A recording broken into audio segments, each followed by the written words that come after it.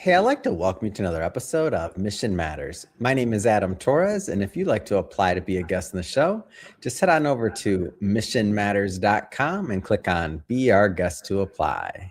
All right, so today we have Melissa Faith Hart on the line, and she's founder and CEO over at eBodyGuard. Melissa, welcome to the show. Thank you so much for having me, Adam. All right, so we got a lot to talk about today. We're going to, of course, get into eBodyGuard and what you're doing to really help first responders and accelerate accurate information during emergencies. So we'll get into that. But as we get started here, Melissa, let's start this episode the way that we start them all, with what we like to call our Mission Matters Minute. So Melissa, at Mission Matters, our aim and our goal is to amplify stories for entrepreneurs, for executives, for experts. That's what we do. Melissa, what mission matters to you? We are the bridge to smart, safe cities and communities. So those smart, safe cities can actually help keep their own citizens safe wherever they are. That's our mission. Yeah. Love bringing mission-based individuals and entrepreneurs on to share why they do what they do, how they're doing, and really what we can all learn from that so we all grow. So great to have you on. Just to get us going here, Melissa, I see the title founder here, eBodyGuard. Like, where'd the idea come for this? Years ago, I was working at Xerox Services and I innovated multiple different innovations. And one of the key innovations that I made was an e-discovery platform. And we actually started at the car of a police vehicle, and then we innovated that all the way into the case management system of the courts. And that was fun. But I realized that unless I'm actually helping the individual and starting that before the emergency occurred, that I wasn't going to really make that social meaning happen. And so I wanted to be able to make the impact happen to the individual level and be able to critically make that happen from a preventative perspective. And so I really came up with eBodyGuard, knowing that if I solved the he said, she said, started with the preventative measure, that this is where eBodyGuard was born. And so you had the idea. What comes next when you're working in a space like this? Like, what comes next? Had you been an entrepreneur, maybe launched things previously, or was this like what came next? Yeah, so I mean, as an innovator, I was always innovating for the last 20 years, whether as a composer in my nightlife world or during the day. I have innovation activity going on in the world of my corporate. And then so I decided that I was going to launch eBodyGuard on my own in 2018. And what comes next was that I had to actually get it funded. I had to be able to then move forward that technology and build the technology and then bring it into from ideation into creation and then into execution. And so we started out in 2019, we launched just a panic button that was voice activated. Then I inserted a body cam into it in about 2020. And then I put a safety card into it, all amalgamated together. Now those were the features, but I actually laugh now. I have a little story. I had a business friend of mine, because I always had the privacy of the data in mind first. And he looked at me and he said, he was very concerned. He said, Melissa, you're so concerned about privacy of the individual and you haven't even gotten this product to market. He was like, look at Facebook. Facebook came out and they sold, they got all this across the country and all this across the world, and they have thousands, millions and millions of downloads. And they were concerned about privacy later. He was like, what's wrong with you? What is wrong with you? And he was so concerned about my go-to-market strategy. And I looked at him and I said, look, I care so much about the privacy of the data. I'm not wrong. And we literally went back and forth for hours over this. He's like, you're backwards. So I want to stay in the early days just a little bit longer here. And that's because there's so many people that'll watch this show that are starting with an idea, a product. Otherwise, maybe they haven't done it before. And you're going to market. This is, again, the first big one that you're doing on your own. Like you said, going out there, raising the money, all that. What was that like? Like when you went out there and because it's still different. It's different when you're doing it for yourself versus another company or other things, even if you are innovating. What was that like? Awful. I mean, I thought, okay, I was in corporate America. It was like leaving the big Navy ship and coming into your like own little dinghy, Yeah. you know, and it was really hard. And Yeah. I'll never forget like how many lessons I had to learn, Hmm.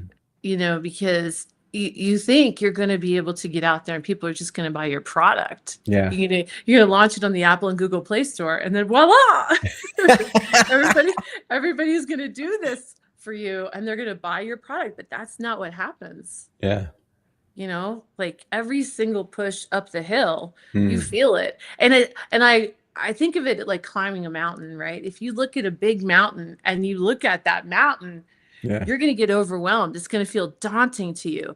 But the way that I built eBodyGuard was the way you climb a mountain. You just look at the next step, right? And you just take that next step. But if you just keep taking the next step, one day you're going to climb the mountain. And sometimes you get a false summit,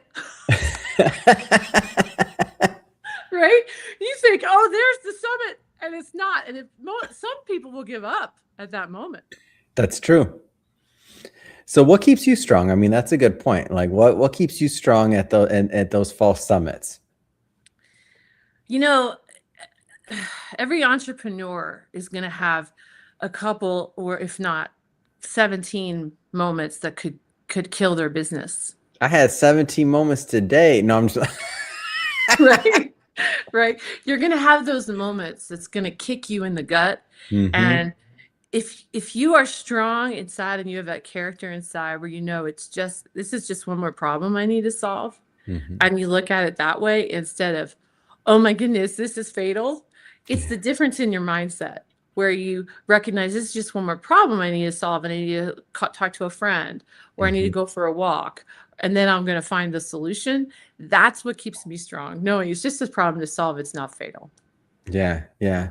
And it's interesting that you talk about like just taking one step forward and then you look forward. So what year was this again you said founded? So how many years are you in? It was 2018, so I'm in my 8th year, but I came up with the idea in 2017. So in reality, Doesn't that time fly? 9th. It does. Can you believe it that many years have passed? Yeah. How many years are you into doing this? I'm 9 going on 10. Oh, yes. And So I'm yeah, like, okay. whoa. And you know Yeah, what? that's why when you said it, like I'm like, I can't even believe it, to be honest. You know what's so funny about this? I read an article, like a Harvard Business Review article, that said, you get complacent between years 6 and 10. And so I was teasing my co-founders and my board. I said, you don't have a really great CEO yet. Like in years 10 and beyond, that's when we get great. You have actually complacent CEO. I kind of suck right now. But here's the good news for you. In about a year from now, I'm going to be like, great. we're going to get better. It's okay. Oh, yeah. Like, I'm not so great yet. Oh, I love this. Let's go further into eBodyGuard. So let's go further into the product. Let's get into the weeds on this one. So start. Sure. How do you want to tee this up? Okay, so the mission and the vision of a company, right, has to be delivered with the actual, like, well, how are you going to do that, right? Yeah. So like, this is what we built. We built the eBodyGuard program through 3 software platforms that are delivered through the individual side on the eBodyGuard app and the eBodyGuard portal. Okay. And that's what the individual can get through the Apple and Google Play Store. And I talked about, like, we built first that panic button that everybody has. That's not special. Everybody's better build that. And then that's voice activated. That's special because that's patent pending for us. And that's up to 30 feet away. And that's helpful for domestic violence, street assaults, school safety. Especially these kiddos today, if they have to put their phones on the wall, that voice activation is super helpful, right? Talk about that and go a little bit further, like how that works for everybody that's listening or they're driving in their car. We got their attention now. Like, give me a scenario. Well, or even in the car, if they're driving in the car, voice activate that car and you're in a heart attack, or you don't want to be distracted.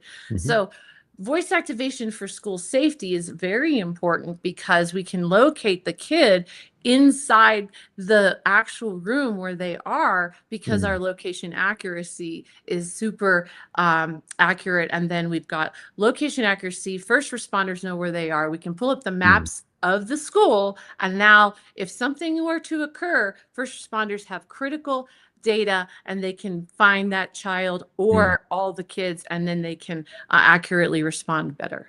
And how do they get that? Like, go further. Like, how do they How do get they that? get Like, how do they take get me the through the eBodyGuard? scenario. Okay, There's a so like, we download have the app. Like, take me download from the the app very on the beginning of the Apple and user Google journey. Play Store. Mhm, And then the mom and the dad will need to be able to walk their kids through setting up the application. The mhm, voice activation has a special library so that they can actually get the kids set up. Okay. And mhm, then we would walk, the mom or the dad would walk the kid through the safety card, set up their child safety application. We have a sponsor. It's required for anyone under 13. They would need a mhm. sponsor email so that they can use the application. And then from there, they set up if they have any medical needs, if they Yeah. have anyone that they're afraid of, if their child's being bullied, anything Mm, like that. And then everything from there is very easily walked through. They have an app profile on the back end with mhm. eBodyGuard so that if Yeah. they want to share their location with their mom and dad, and then they become their eBodyGuard. So At just to that, make sure I have this right up to this point, so you don't for and there's many different scenarios for this that you can mm, use it, of course, but the one that we've been exploring so far is for children. So let's say that, they download the app on their phone, they mhm, set it up. There was some, some parental additions on that to be mhm, added as well as you mhm, mentioned. mhm, After they set up the voice activation, all that good stuff, and mhm, then so now ideally it's functioning. Their parents are looped in. So now mhm. when if something happens, like how does it work? So what happens is then 911 is told, hey, this is, mm, you know, first name, last name, eBodyGuard location. That Mm, 911, it doesn't matter which type of 911 center it is across the country. yeah. They actually, because we're satellite based, will receive that information immediately. Wow. Okay, they don't have to go through what's called a primary or a secondary PSAP, and I'm going to Mhm. explain what that means. We have, because of satellite, are going to send that to the closest 911 center. So Mm, that is what very, very important, because if there's a school that yeah. needs, like, we're going to talk about this, like Uvalde, Texas, or Parkland, or all these school safety Mhm, challenges that we've had across the country. My mhm. innovation work that I've done in the last 20 years comes to play here, because we said we've got to get it satellite based so that the kids and the parents have peace of mind that when Mm, they need that to be activated, the mhm. And how do closest they activate it? 911 Like, what center, was the trigger? Like, something happened it's and did either it's go either ahead. that push button or it's that voice activation. Mm, Okay. mhm. And And then so the it goes. voice activation could work how? They set up a certain prompt or a certain like trigger or Yeah, so just like Siri today, Mhm, we aren't acting like Siri. We are just giving a person, like, um an individual, mhm. the ability to walk through a safety phrase. Yeah. It memorizes that safety phrase, and then it holds that safety phrase for just that emergency moment. Mm. Yeah, so then let's say, something's happening, then the kid would what, pull out their phone, say the safety phrase, like walk me through that. It could be in a purse, it could be in a drawer, it could be hanging on the wall of the school Mm, door, and that's where you're talking about the distance, right? right? Up to 30 feet away. Wow, that's amazing. And so now take some other applications for that. So that was one. Give me maybe some other ideas or applications on how somebody could use that. So you're driving down, the highway, Mhm. and all of a sudden, you have a fender bender, and you need to be able to get a hold of 911, or you're having a heart attack, or Wow. you need to be able to get a hold of 911, and there's something that's in, an emergency in the street, or you're in a stadium, and there's an Mhm. assault that occurs in the stadium, and it's very loud, or there's a bar scene and it's very loud, Yeah. and you need to be able to get a hold of 911. There's a myriad of reasons. Retail theft, right? Yeah. And you want to be able to get a hold of 911, and you don't want anyone to know that your phone is in your purse Mm. and you happen to be the witness of the crime. Wow. And so it can be, so then what you're doing is you're saying the prompt, then not the Mhm. closest 911 to that emergency is Correct. getting the details and Mhm. getting the information dropped. So now the local police are informed as well. Correct. Wow, that's such an amazing, it's just amazing. I mean, when you think about like, and the accuracy, maybe talk a little bit about that and the accuracy of it all. So the location matters. You need the time and the date and the identification of individuals around all of it. And that's what Mm, we've worked on, and the verifiable chain of custody so that it can be held up in court. yeah. With combination of privacy so that the individuals involved know that the cyber is protected, that they are protected, and that individual privacy is protected, and that all of this really matters because we're dealing with witness data, we're dealing with juvenile Mhm. data, we're dealing with victim data. So all of that needed to be considered as we were building this. Oh my gosh. What kind of response have you gotten from like the first responder community, local governments, parents? I mean, what kind of response have you gotten from this? So 911 really Mhm. likes it because of the location accuracy, and they really like it because of the information coming through. We've Yeah. also received responses from victim groups. We've been working with them for many years, and Mm, everyone has different needs based upon their stakeholdership responses for their persona. And so we've built it based upon each stakeholder group. The DAs mm, really like it. We've gotten response where we're working specifically with law enforcement. yeah. Parents Mm, really like it for their kiddos. yeah. I can see it too. Like when you think Mhm, about like having that on your phone and just that other peace of mind. And also like mhm. obviously you don't want to have to, need this, but knowing that you have it and knowing that it works, like that's a big deal. I think from a community policing perspective, Yeah. in today's environment, we need as many people on the good side, right? Hmm. And knowing how to protect that data, right? When Hmm. I built it in a way where we really focused on that privacy first. So like going back to that first story, Yeah. right? Yeah. Right. I didn't focus on let's build a technology company that gets out there and focuses on features and revenue. That's not what I Hmm. thought of. I thought of how can I make a company that really considers some of the most important attributes, quality over quantity first. And what do Hmm. I need to do to like make sure the data is encrypted, make sure that the right people are working on the team, that Mm, they have their criminal background checks taken care of, so that yeah. when we're dealing with like our most personal moments when they matter, because we never know when it's going to happen, Yeah. that everyone that's involved in this situation knows eBodyGuard has your back. We really are your electronic bodyguard. We really have your back. Mm, love it. It's great. It's a great story, one that I love bringing, to my audience. What's next in terms of, the rollout and spreading the word? Like, what's next? Well, we have Smart Safe Cities My Bodyguard program version 2.0 coming out in 2026. Mm, So we just, we were working on that first version. I'm really proud of what we've done, and I'm yeah. really excited about what's coming out in 2026. I cannot share the What do you partners mean it's that. already we're almost in Okay. 2026. Here is one We're partner. already in 2026 This almost. is the one partner. It's Critical Response Group, and that's all the school maps. I can say that. Wow. The maps Wow. in the school. So if something does happen, we are ingesting those maps, and that's a great partnership that we've just signed. So I can say that. Mm, And that's there are multiple other partnerships coming as well. such as you can't blame me. Cannot, cannot. Fine. But that's a sneak peek. How's that?